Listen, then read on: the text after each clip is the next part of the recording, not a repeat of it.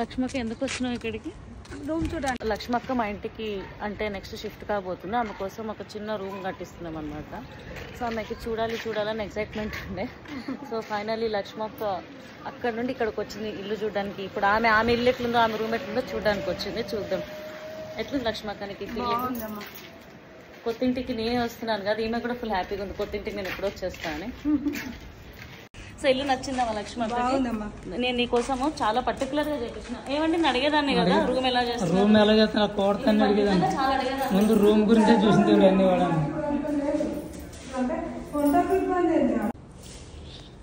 ఇది కిచెన్. అక్కడ ఎక్కడ టీవీ పెట్టుకుంటావు?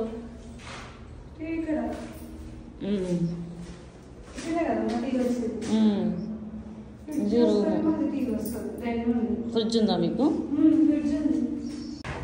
ఎట్లుంది లక్ష్మక్క? వాతావరణం కూడా అట్లా మంచిగా ఉంటుంది, మైండ్ రిలీఫ్ అందుకే బాగుంది కదా. ఒకసారి ఇట్లా కూర్చుంటే ఏ మూడు లేనప్పుడు 3 చెప్తా మంచిగా అవుతుంది, టైం పాస్ అయిపోతుంది.